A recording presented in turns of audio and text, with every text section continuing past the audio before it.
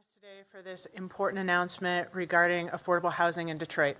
My name is Julie Schneider. I'm the city's director of the Housing and Revitalization Department. The Duggan administration set a goal to preserve 10,000 units and develop 2,000 units of affordable housing in the city of Detroit. Since 2018, either 1,300 units have either been completed or under construction of new affordable housing units, and 5,700 units of existing affordable housing has been preserved. Those numbers represent great accomplishment, but of course there is still more work to do. To announce a significant step forward in accomplishing this goal, I'd like to introduce the mayor of the great city of Detroit, Mayor Mike Duggan.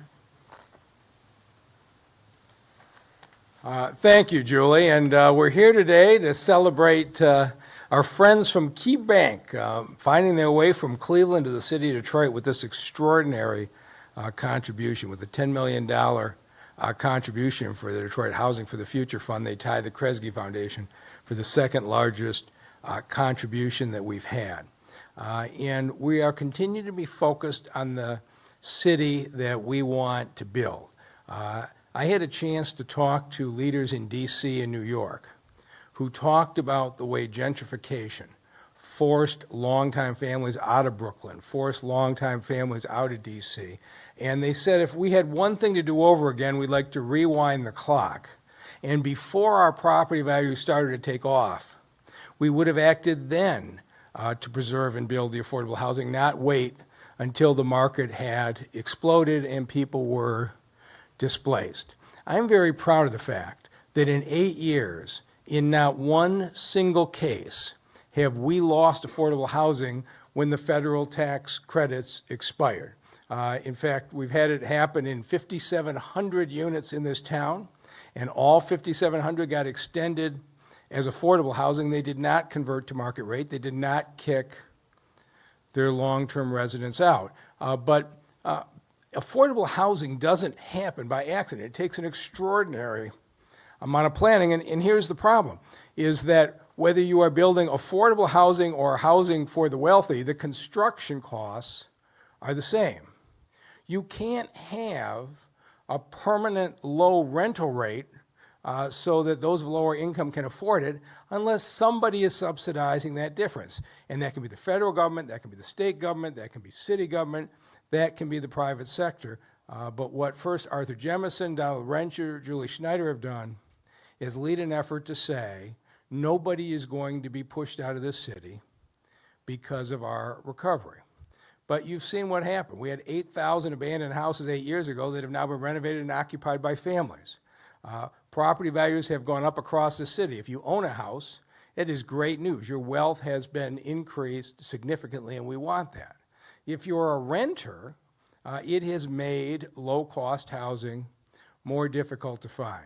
And so we set out at the beginning and said, we're going to preserve all the existing affordable housing, and we're going to build 2,000 more units.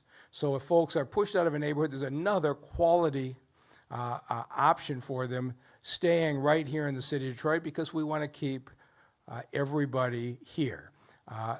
About a year ago, we realized that the demand for affordable housing was outstripping the government programs. And so we had an idea that we would try to raise $75 million from the private sector to go on top of all the governmental assistance, and said to everybody out there who is in the business of developing affordable housing, come to the city of Detroit. We've got this $75 million fund. We can make you low-interest loans. We can make the numbers work for you so you can build housing in the city. Now, we are basically a year later, and with the extraordinary announcement by KeyBank today, we've got $65 million of the $75 million raised. It's an extraordinary accomplishment. And I want to thank Tahira Ziegler and LISC, because we needed an agency that was going to run this program for us that had national experience. And it was really the LISC team that came in and said, $75 million fund would be a huge fund for a city the size of Detroit. Let's shoot for that as a goal. None of us knew if we could make it, but we now have 6 housing projects that are either renovating vacant apartment buildings or are building new buildings because this fund has been established, and we're going to have many more to go. And with the announcement today, we just got a big jump start. It's going to allow us to do several more projects. And with that, let me introduce the man of the hour, Derek Reed from KeyBank. Derek? Thanks, Mayor. Good morning, everyone. My name is Derek Reed. I am a Senior Relationship Manager with KeyBank Community Development Lending and Investments, and very excited to be here today with everyone and join my colleagues with KeyBank and Mayor Mike Duggan and our partners with LISC to make this very important announcement today. I'd like to start off by just telling you a little bit about KeyBank Community Development Lending and the work that we do in the community. Our group specializes in providing capital solutions for affordable housing, workforce housing, and community development projects in low to moderate income neighborhoods across the nation. And helping our communities thrive is not just our business, but it's our mission. And through the work that we do through community development lending, I'm proud to say that KeyBank is one of the few banks in the country that has received 10 consecutive outstanding CRA ratings. And in addition to that, in 2020, we were ranked as the third largest affordable housing lender in the country. So with all that said, I'm just very proud to announce that, KeyBank is committed to investing $10 million to the Detroit Housing for Future Fund. And, this is a fund that we had to be a part of. It truly represents a transformational and generational opportunity for the city and LISC, and all of us at KeyBank are very proud to be a part of this and help the city achieve their goal of preserving and creating affordable and workforce housing stock for the city. So with that said, now I want to invite my friend and colleague, KeyBank's Michigan Corporate Responsibility Officer, Yvonne Harrington, to say a few words about our commitment to Detroit, Michigan, and other communities that we serve in Michigan. Thank you. Thanks, Derek, and good morning. I am so thrilled to be here today for the announcement that KeyBank is investing $10 million in the Detroit Housing for the Future Fund. Leading change for better and being a responsible corporate citizen is at the heart of KeyBank's purpose in Detroit and all the communities that we serve. There is no doubt that this city has been through some tough times. However, the Detroit Housing for the Future Fund is bringing that change to areas that need investment, and I applaud Mayor Duggan, LISC, and the Detroit Housing and Revitalization Department for all they're doing to make things happen in this community. In addition, I thank our Michigan Market President and Commercial Sales Leader, Dave Manarino, for all he does to make sure that KeyBank is responsive to the needs of the community here in Detroit and all the regions we serve. David very much wanted to be here today, but was not able to attend. He looks forward to building on this commitment we are making in Detroit and Michigan. This investment is part of KeyBank's National Community Benefit Plan. It started as a $16.5 billion commitment in 2017. Since then, we've invested more than $152 million in our Michigan market through the plan to support affordable housing, community development projects, small businesses, and home lending in low and moderate income communities, and philanthropic efforts targeted toward education, workforce development, and creating safe, vibrant neighborhoods. We are pleased to say that the aggregate goal of the plan was met a year early. In 2021, we increased our national commitment to $40 billion. Our investment will continue to focus on economic access and equity for underserved communities and populations. Today's announcement about our investment in Detroit Housing for the Future Fund reflects KeyBank's commitment to this market and to affordable housing that restores dignity, independence, and strengthens neighborhoods that are so vital to Detroit's continued growth. But ultimately, it speaks to our purpose of helping the communities we serve, and we want them to thrive. Now, I'd like to hand it back over to Julie Schneider.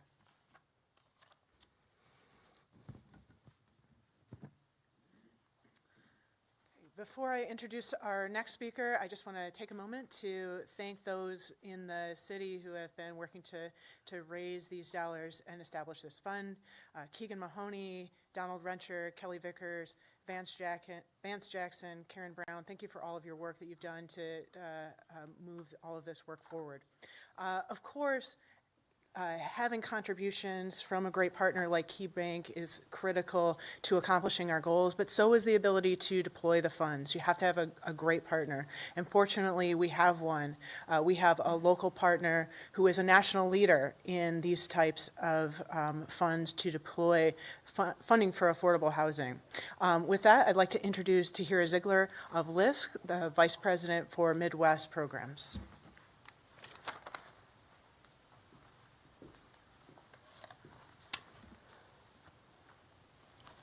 Thank you, Julie, for that kind introduction. And thank you to the city's team for their partnership and their vision and their commitment to affordable housing innovation for Detroiters. I want to thank the KeyBank team, which includes Derek Reed, Yvonne Harrington, David Manarino, and Matthew Pitts for your commitment and investment into the Detroit Housing for the Future Fund. We're excited to be part of KeyBank's expansion into Detroit. They're joining 6 other lenders to be part of the solution of preserving and creating affordable housing and meet the demand of housing for Detroit residents. KeyBank is aligned with the Detroit Housing for the Future Fund goals to provide safe, healthy, and equitable solutions and opportunities to help Detroiters and to help Detroit residents as they are overburdened with the cost of housing. I'd also like to thank the National LISC team for their work and efforts to launch the fund, including the Strategic Investment Team, which is led by George Ashton, includes Michelle Spivak, Tiffany Durr, and Ann Gegge. And where would we be without our attorneys, our legal team, Bob Cooney and Ted Shen. The national team introduced us to KeyBank, and as a result, we're announcing this exciting new partnership. For Detroit, we're targeting housing instability for residents who have households under $50,000, and we think that housing these residents that need deeper affordability are our primary customers. We know that due to the pandemic, and you heard the mayor speak to this, we have increased construction costs. So our goal was $75 million, and we've raised $65 million to date. And that $65 million today doesn't quite have the same value as it did in 2018 when we started this work. So it's imperative that we raise additional funds to ensure we meet the housing goals and meet the housing demands of the city. So with DHFF, we're asking for more investors to join us in this effort and bring more housing units online over the next year. So we invite you to join us. So let's walk through the projects, give you an update on 4 projects that are under construction and have received DHFF funding to date. After these updates, I will introduce you to the new Executive Director of LISC Detroit, who will walk us through the 2 new projects we're announcing with this KeyBank investment today. So OC, it broke ground last year. This project is quite dynamic. It's on Grand River, a major corridor. Will bring mixed use, new construction, 30 units, and half of those units are affordable. This is a collaboration between 2 African-American developers, Rod Hardiman and George Inamdi. This is an exciting project. This project has received lots of national media, and I will say to Mayor Duggan, there's a few other Midwest mayors that like this project and want to see it in their communities. So it's slated for completion in 2023 with $470,000 in DHFF funding. $3 million we're bringing from our national LISC pool, and $150,000 developer of color grant from JP Morgan Chase.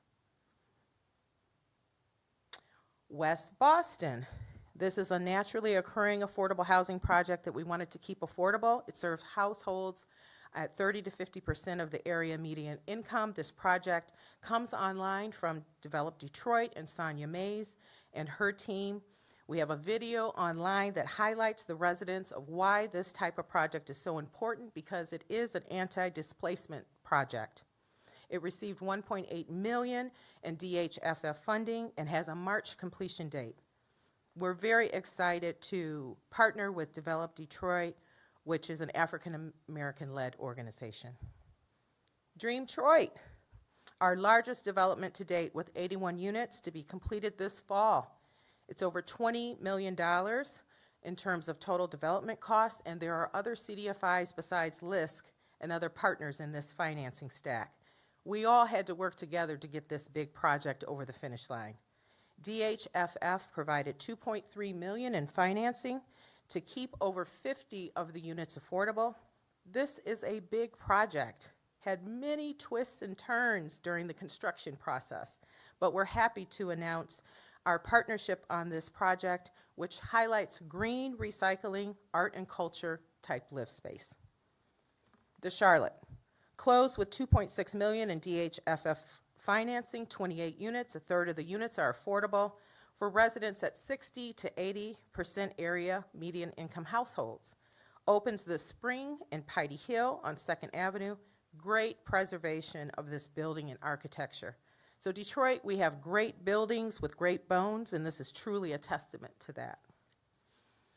I want to thank the local team for originating these developments, these four, and for the future developments that will come online, Damon Thompson, Victor Abla, and Brandon Ivory. At this time, I want to introduce you to the new LISC Detroit Executive Director, Camille Walker-Banks, who joined the LISC team in November, and she'll walk us through the new projects included in this announcement today. Camille?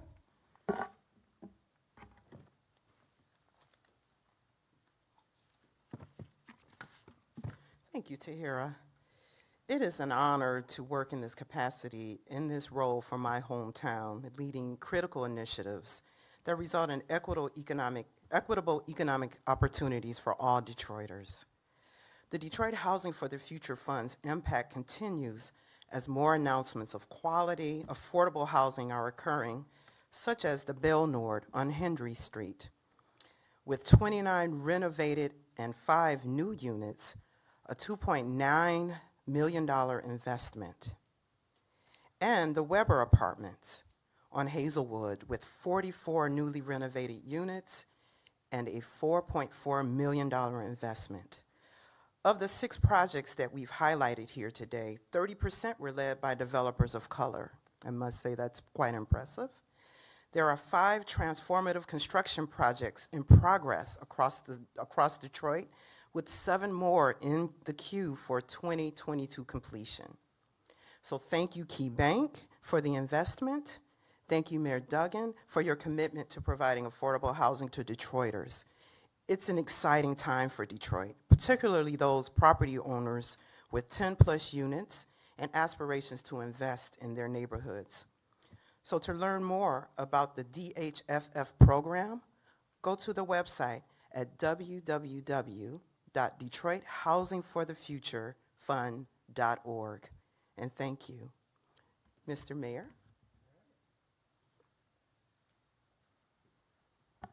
Well, congratulations on the new position. You're off to a good start. And so with that, we'll take any questions. Hi, Mayor. I'm hoping for a bit of a layperson-friendly explanation from you, perhaps, Julie, in regard to when the money is then utilized. Does the money go to help pay the developer, and then a portion of it then goes to be the compensation for the affordability for the units, for the families, or in a layperson-friendly way, how does it happen? So let's say you're a developer and you want to build 30 units, and those units are going to cost you, whatever, $100,000 each to build, and you would have to rent them out at maybe $1,600 a month to make money. I don't know if these are real, but you throw that out. A person who's making $15,000, $20,000, $25,000 a year can't afford $1,600 a month for rent. So the developer comes to this team, between the city folks, the LISC folks, the KeyBank folks, and says, I can't afford to spend $100,000 a unit and make this work. And between either grants and low-interest loans, if you're borrowing the money at 2% instead of 5% over 30 years, that drops a lot of your costs. Now maybe it's not costing me $100,000 a unit, it's costing me $80,000 a unit. And in exchange for that, you sign an agreement with us that you will have a cap on the amount that you're charging for rent. So this is a way for the person building the affordable housing to have lower costs up front, still want to do the project because it's profitable for them, but from the standpoint of the person looking for a place to rent, they just go to the affordable housing rental site, which Julie will have up and running in the next few months, and they don't need to understand all this financing. They just know if you're in this income range, here's what the rent is on that place. So basically it lowers the builder's costs. I'm also interested in I'm sure every development is different potentially, but how long will that compensation be in place for families? Meaning 3, 4, 5 years from now, might they find themselves in a spot where the rent... Most of our preservation deals are 20, 30, some of them 40 years. Okay. So it depends on the particular set of incentives, but I would say 20 to 30 years is typical and some are longer. Couple more quick ones. If my math is right, $75 million goal, 65 raised. I read in a release, 13 million roughly spent. So if I'm reading this right, just over 50 million in this fund. Are you looking to do, how are you going to do it? Well, and this how do is you what we're prioritize? saying to everybody out there. If you have experience in building rental properties and affordable housing properties, Detroit is the place you want to be.